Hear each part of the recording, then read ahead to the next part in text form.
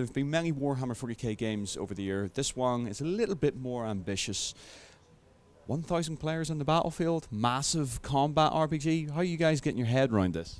Well, basically, it's something that we decided to do ourselves. I mean, the dev have been a long-time fan and tabletop players of 40k, and it's something that we even started before we joined Behaviour with the core team. And we really wanted to create our consumer premise and make the players live it, which is be an elite soldier of the 41st millennium. So that's why our game is PvP centric, with some PvE element as well, but it's PvP centric game, and it's really about feeling what would it be to live in the 40k universe as a real soldier. With the player versus player, we saw during the presentation there that you guys have sort of tunneled everyone into corridor sort of areas. So is this going to be that with smaller battles, or are we talking like big countryside sort of wise? No, we were a bit pressed in time, so we just showed you a little tiny piece of what it is. But with the back-end technology we have, we'll have thousands of players in the same battle. And then Arcona itself, the whole planet, a typical continent is 400 square kilometers. That means that running through it at full Space Marine speed, if you were able to do it in a straight line, it would take you 45 minutes. But you are not able to do a straight line because our level designer, I did a bachelor degree in the military strategy in a military university like West Point, but in Canada. And I brought like the art of war from Sensei to my team, and we created some area between mountains where you have an outpost, where you have choke points, and you have caves where you can have squads there to do ambush or guerrilla type of warfare. I have the huge playfield, like 2-3 kilometer squares with snow on top of that slows down the rhinos and things like that, where the only thing that you can do is like a traditional warfare, a bit like Stalingrad, let's say. And I played in the playtest last week where we had an outpost that we had to take that was way up in the mountain, a very steep angle, where it was more like the Ep, where we had to go up the mountain while fighting. And so the whole planet Arcona is on a single server technology. So Russian, Canadian, Austrian, French will all be on the same planet, no instances whatsoever on the planet. And there's no loading screens. You just walk and you have to discover this whole surface. Obviously, not going through enemy lines because the main objective of the game is actually to push the enemy lines up to the time that you can actually take upon their fortress. So that's really the universe. Really make it feel like it's immersive, and it's the player will meet the consumer premise of being an elite soldier of the 41st millennium. So there's 4 races in this. So the idea is each race will have a specific territory point on the planet, and the result, whether that gets pulled back or pushed forward, is based on the battles that they will engage with. Yeah. Exactly. So actually, there's 5 races, but the 5th one is mine. Is the Tyranid. The Tyranid are the NPC. They're used for balancing purposes, and they're used for underground PvE element as well. But yes, what you mentioned is actually one of the pillars of the game. So yes, territory control is a very important pillar. And because we can have thousands of people with vehicle and things like that, one of the things that we want is we don't want everybody to gang up in the same spot. So the way we design the planet, there's different ways to wage the war. So what do you play? When you play 40k, you play K? Ex-Marine Space Wolves. Space Wolf, fantastic. By the way, the Space Wolf is one of the chapters that we have. We have 4 sub-factions per faction. Space Wolf is one of them, and we're not giving you generic thing. You're gonna have your Ice Axe, you're gonna have all your Space Wolf stuff, okay? So when I want to fight you, I want to fight the Space Wolf, you're in your fortress, or just not a fortress, but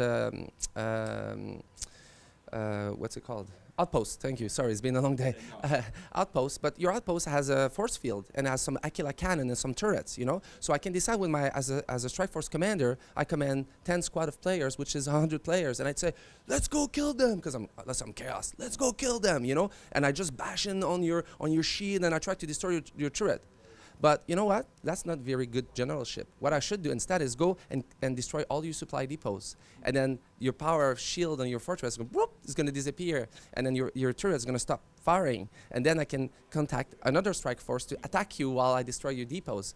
The other thing that we'll have is our writer is Graham McNeil, one of the most famous writers in the 40k universe. He's wrote, I think, 36 novels on 40k or short stories, and a few of them become New York Times bestseller. And he wrote all the lore around Arcona.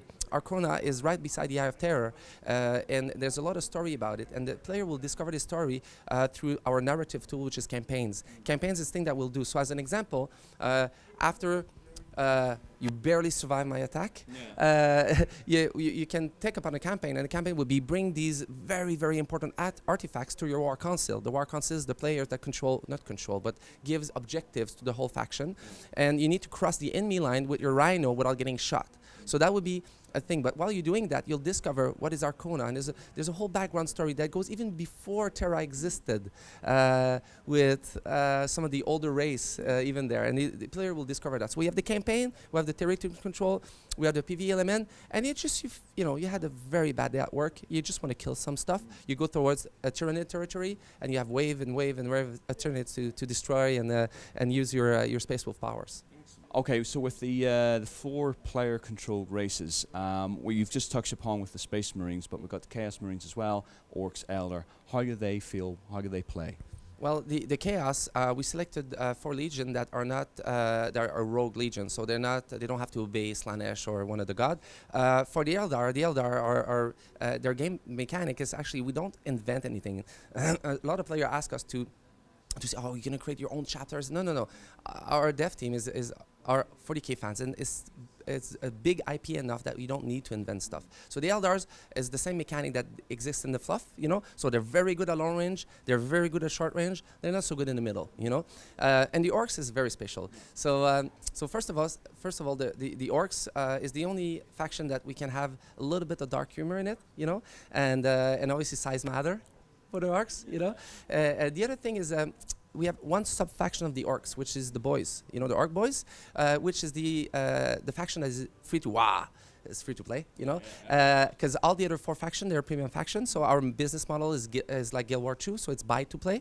Except the Orcs boys are free to play, and we have some mechanics. Like as an example, Orcs are mushroom, right? And they have an innate psychic power that they don't know about. So what they do is, I paint my truck red because red goes faster, because all the Orcs thinks that red goes faster, so it goes faster. And this mechanic in the game, especially that's going to be a hardcore free player, but being led by premium Orc player like Knobs or whatever, what happened is that once they go close to their boss, they get a buff. And then the buff will last, 20 minutes, 30 minutes, whatever. So they can do whatever they want, and then they have to come back to their boss. So you'll see the Green Tide, you see a bunch of Orcs like leaving and then coming back, and it's really creating immersive feeling that you have in the lore of 40K, because you don't have one Orc walking out, it's the Green Tide. The other thing is to have an asymmetric balance in the game. With 4 faction, we know that Space Marine will be 40% of the population, and we did a survey with our fan. It's actually 40.7%, so we're pretty good. And to have that counterbalance in an asymmetric balance, counterweight and asymmetric balance, you need to have another faction that is heavy, and having the Orc boys free to play will give that. What I mean by asymmetric balance is like if you and I would play chess, a chessboard is 100% symmetric. But your black pawn and my white queen is not symmetric. But you can still, with your black pawn, eat my white queen depending on the strategy you use. This is exactly what we mean by asymmetric balance. So no classes are stronger than the other. Is the bishop stronger than the tower? No, it depends of your gameplay. It depends on what you want to do with it. It depends on the strategy. In 40K lore, it's not a one-on-one fight. If I'm 10 guys in my squad, and I see you and 2 of your friends walking around, I'm saying, oh no, it's not fair. I'm not gonna go kill. No, it's 40K. I'm gonna have fun killing you. So that's the mechanic of the game. So again, the consumer promise is be an elite soldier of the 41st Millennium. Anything that you read in the novels of 40K, you'll be able to experience it in the game. Okay, so wrapping up then, where can people play this? When can they play it? So we're launching the Founders Program, which is a pre-order program, the 25th of June with a new website, with a store. And basically, the Founders Program, we decided on the no marketing firewall between the devs and the fan, and our motto is be true, be fair, be transparent. So instead of doing double dipping and things like that, we went with a very, very transparent approach. It's $40 for 40K. So the game is, as I said, is buy to play. So once the game launched, the game will cost $40, and it's launching in end of 2015. But if you join in the flight towards Arcona, the 25th of June in 2 weeks, on top of buying the game for $40, we give you $40 equivalent of points to spend in the Rogue Trader store, where you can build your package basically of what you want. But then if I built myself a Space Marine package, and then you tell me you play Eldars, then I can just reset. I get back all my points, and I rebuild my package for Eldar until the game is about to launch, and then you lock it because you're going to use these items. So it's $40 for 40K, gives you beta alpha access, $40 worth of items, Vanguard title, all your names, version, squad, and everything. On top of that, we give you early game module access, so a training cage, which we're going to launch in January next year, where you can start practicing your combat moves and the shooting range, and then you have later on your personal space, and then you have your strategarium when you can, with your squad, plan how you're going to wage war, and suddenly the bay window will open, and you'll see that you're out of the WAP around Arcona. That's 1 or 2 days before we launch, and then getting ready with your drop pod or your Thunderhawk to land and start the Eternal Crusade. Listen, thank you very much for taking the time. You're welcome. Thank you, sir, and thank you to all your fans here in England.